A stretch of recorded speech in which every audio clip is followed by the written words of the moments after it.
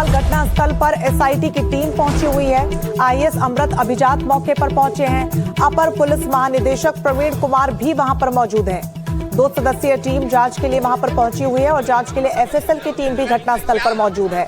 FSL के 6 सदस्यीय team वहां पर जांच के लिए पहुंची है। साक्ष्यों को जुटाने की कवायद शुरू हो चुकी है। ये तस्वीरें हम आपको दिखा रहे हैं जहां पर पुलिस लगातार वहां पर प्रशासन के साथ मुस्तैद है।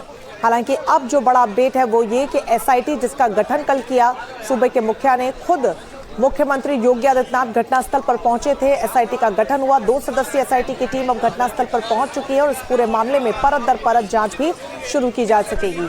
अपडेट ये भी है कि जो तमाम दस्तावेज है इस इमारत से जुड़े हुए वो भी एसआईटी की तरफ से तलब किए गए हैं। साथ ही एफएसएल की टीम भी वहां पर पहुंची है। 6 सदस्यीय एफएसएल की टीम सबूत वहां से जुटा रही है और ये सीधी तस्वीरें इस वक्त की हम आपको दिखा रहे हैं जहां पर आप देखेंगे कि किस तरीके से कार्रवाई आगे बढ़ाई जा रही है। फिलहाल पूरे इलाके को सील कर दिया गया है। इमारत को भी सील कर दिया गया है। अंदर जाने की इजाजत सिर्फ पुलिस अधिकारियों और संबंधित विभागों की टीमों को ही है। फिलहाल एफएसएल की टीम अंदर मौजूद है। साक्ष्य जुटाने की कवायद शुरू हो चुकी है और एसआईटी की 2 सदस्यीय टीम भी अंदर ही मौजूद है और अब इस पूरे मामले में युद्ध स्तर पर इस मामले की कार्रवाई को आगे बढ़ाया जा रहा है। तो एफएसएल की टीम की तरफ से प्रवीण कुमार मौजूद है उनके और साथ ही इसमें मौजूद है सदस्य।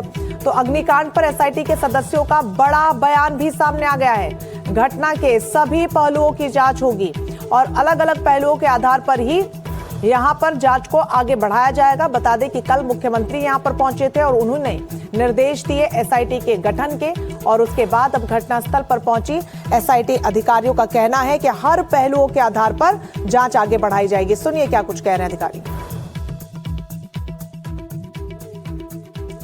देखिए, माननीय मुख्यमंत्री जी के निर्देश पर एसआईटी का गठन हुआ है जिसमें हम लोग यहाँ पर आए हैं।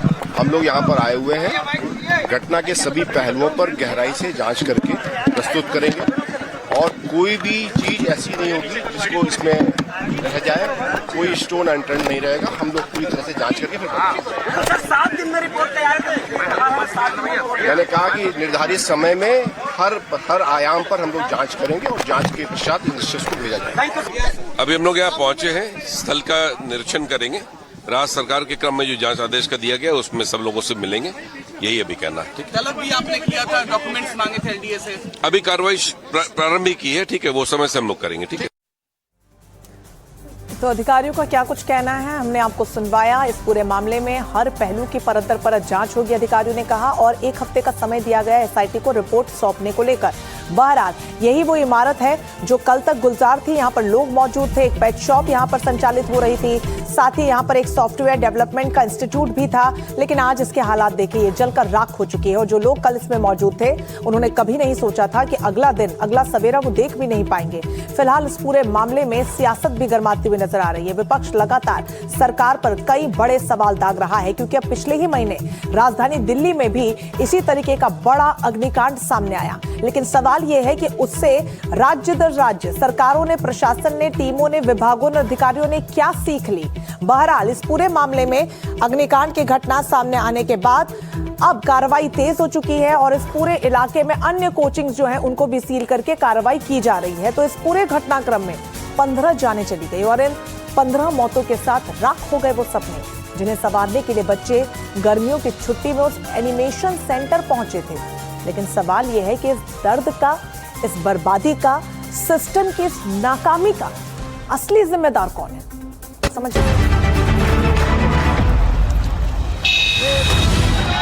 सोमवार की दोपहर उषा मेहता मार्ग, अलीगंज। सब कुछ सामान्य था। कोचिंग सेंटर के अंदर 20 से 24 साल के छात्र अपने भविष्य के सपनों को रहे थे। दोपहर के वक्त अचानक एसी डक्ट में शॉर्ट सर्किट से आग लग गई। देखते ही देखते आग ने विकराल रूप ले लिया क्योंकि पूरी बिल्डिंग में लकड़ी का काम और साउंड प्रूफिंग मटेरियल लगा था। आग तेजी से फैली।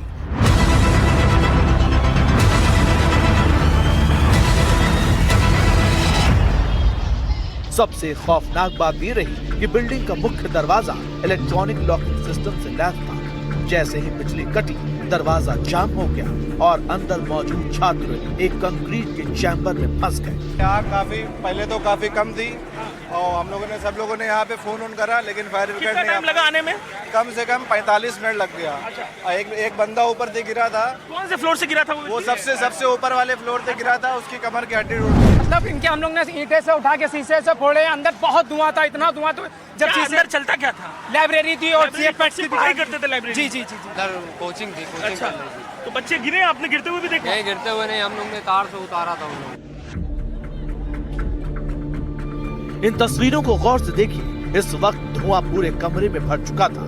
जो बच्चे फंसे थे उनके पास बाहर निकलने का कोई रास्ता तक नहीं था। वो बाहर की तरफ इस तरह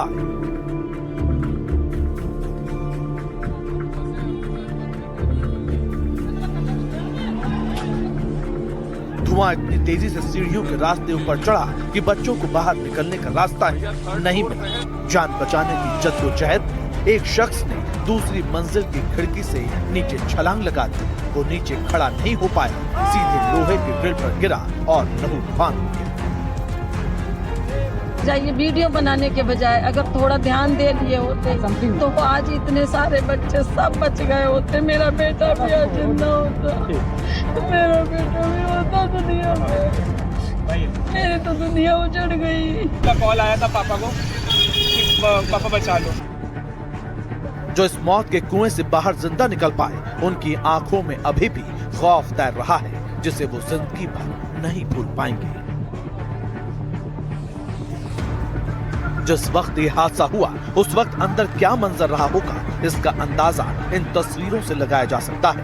अंदर की तस्वीरें देखिए, ये गड्ढा खुला हुआ है और इसी गड्ढे से डेड बॉडीज को निकाला गया था। ये वो कंप्यूटर सेंटर है जहाँ पर डेड बॉडीज मिली थी। अंदर की तरफ आग नहीं थी। ये एक्सक्लूसिव तस्वीरें हैं। ये तस्वीरें हम आपको दिखा रहे हैं जहाँ पर ये डेड बॉडीज मिली थी।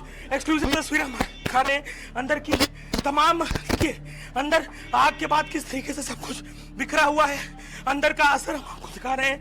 अंदर क्या कुछ हुआ था, इसी के बाथरूम में यहाँ पर तमाम चीजें बिखरी हुई दिखाई दी थी। तो देखिए ये वो तस्वीरें हैं, यहाँ तक की एक्सक्लूसिव तस्वीरें हम आपको दिखा रहे हैं। तो आग के अंदर देखिए कैसे यहाँ पर सब कुछ जला बिखरा है। इस कोने से बच्चे कूदते हुए दिखाई दिए थे।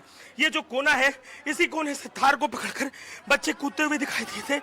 और ये वो पूरा घटनाक्रम आपको एक्सक्लूसिव तस्वीरें हम दिखा रहे हैं।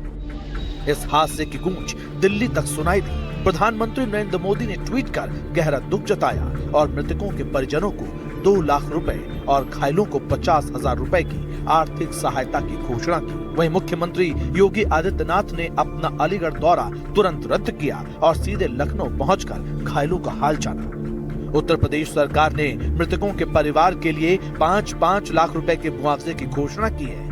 इस दुखद हादसे ने हर किसी को हिलाकर रख दिया है। डिप्टी सीएम रोते नजर आए तो राजनाथ सिंह गमगीन। लेकिन सवाल वही है, क्या 15 मासूमों की जान जाने के बाद ही हमारी आंखें खुलेंगी? क्यों रिहायशी इलाकों में बिना फायर एनओसी के ऐसे मौत के कुएं चल रहे हैं? उम्मीद है कि इस बार की एसआईटी जांच सिर्फ कागजों तक सीमित नहीं रहेगी और इन बच्चों को न्याय मिलेगा। एनडीटीवी के लिए ब्यूरो रिपोर्ट।